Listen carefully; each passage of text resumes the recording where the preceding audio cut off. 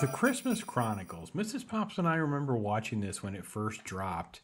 And I remember liking so much of it and then not liking it for a reason, but we really didn't remember specifics. And we were probably, we were easily 15 minutes or in or so, and we both kind of went, I don't remember any of this. And then we were enjoying the movie, and then there was some things that happened, and we're like, now I remember why we didn't like this movie. And then it's like it's so frustrating because it ends in a very nice. It has a nice emotional ending.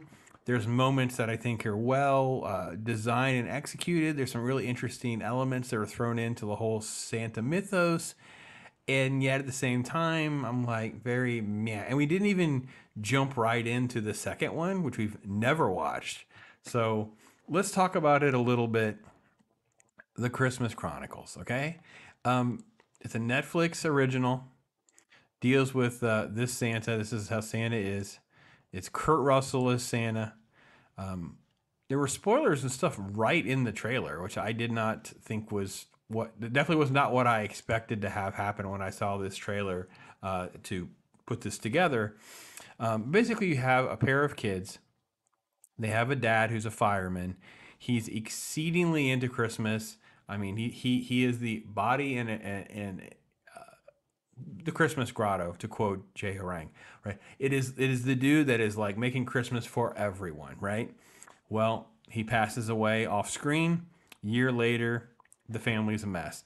Single mom, struggling to make ends meet, working crazy third night shifts, graveyard shifts at the hospital as a nurse. The son is a deviant, and the daughter is trying to cling to some sort of belief, trying to figure out something that is important in this time of the year, as we see so many, right? So Kurt Russell as Santa, I think in theory works okay. I don't know that it always works. So anyway, this is all cut. The trailer is all cut out of order. So this is actually much later in the film. So she finds this video camera. And she's playing with it, and a couple of things happen. One, she catches her brother stealing a car. So obviously he's being a deviant. And then as she's watching old footage of Christmas, she sees a hand. So she now has proof of Santa. She's making a video here of a message to Santa. And in doing all of this, she coerces the brother into a scheme to basically film or catch Santa in the act. And that's what all the setup is, basically, is all of that. And what ended up happening, this is just the family struggles of, you're a problem. And all of this sort of works pretty well. They nod off and kind of don't see Santa at first, but he wakes him up. And then we have Santa in action. Now, it's a direct to Netflix project. So our expectation on the CGI was low.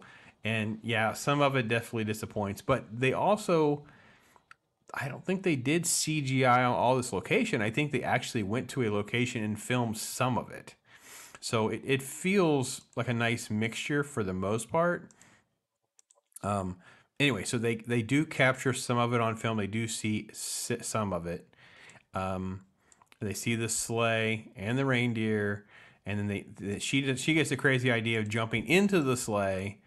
And when they do that, now they're in the sleigh, and it spooks Santa, which is probably one of the worst elements to the film. This is him flying. So he starts screaming. Let's go back just a shade.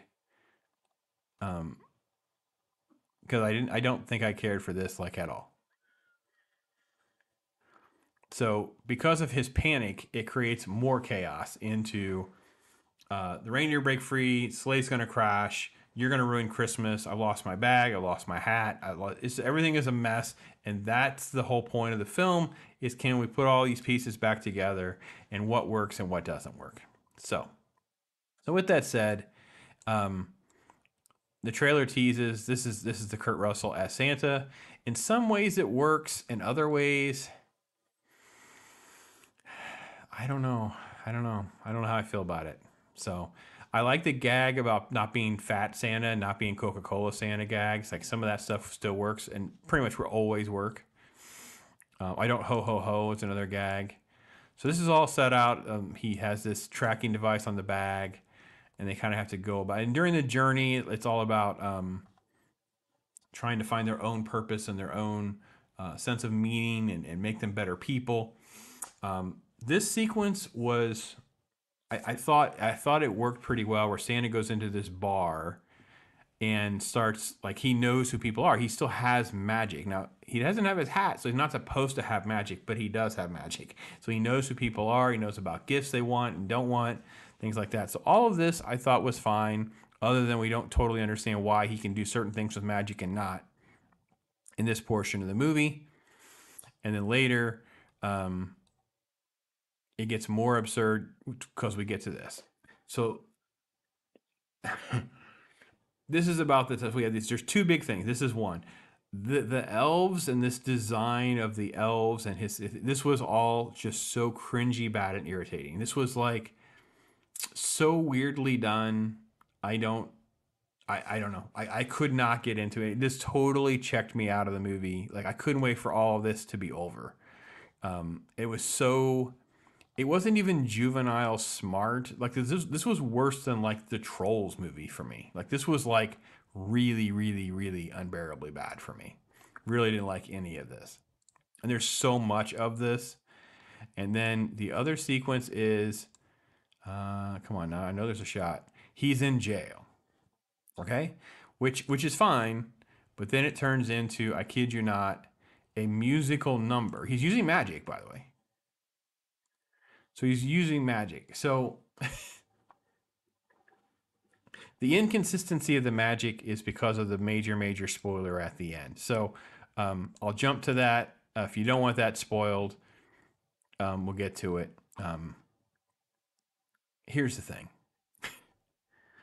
It's so dumb at the end when he just goes, no, I could have used magic all along. The hat had nothing to do with it. Like, it was all a contrived thing in theory, so he could get the kids to believe more, particularly the son, and it will create this kinship and this bond and the family tree and this heritage they have of being these massive believers. And you're like, okay, so everything we watched there was no point to it. It's almost like Kang in the MCU. It's like, well, Santa just did this. Like, well, that makes no sense. And it's like, well, we use the kids as helpers because it's faster. It's like, well, if you could always use a helper, why would you not just use the elves? So there's all sorts of things that just don't make any sense, and we're all supposed to be okay with it. Now, I know, the Christmas movie, Pops. Don't overthink it. Try to have a good time. I like this movie. Okay, I don't hate the movie, but I understand now why we haven't watched this movie in like 4 years. It was 2018. 5 years. We watched it when it came out, and we have not watched it since. And I don't see how I'm going to convince Mrs. Pops. Well, other than it's convenient. Like, that's all I'm going to say. Like, it's easy to turn this on. Would be the only way she's going to watch it again. Because I'm like, I don't want to watch any of this. So we'll see. I guess I'm going to try to see if she is interested in watching the follow-up with me and see about that. Can't I put this in sort of like that meh, not very good. Actually, I got to be honest. At least Jingle All the Way makes more sense, and it's a better story arc for the characters. Because I talked about that a little bit. This is in that category with Deck the Halls, where it's just like, don't know why I'm watching this. Don't enjoy it. It has enjoyable moments more than Deck the Halls, but not enough to want to pop it in. So that's my take on it. Love to hear from you guys. Thank you so much for being here. I am Pops.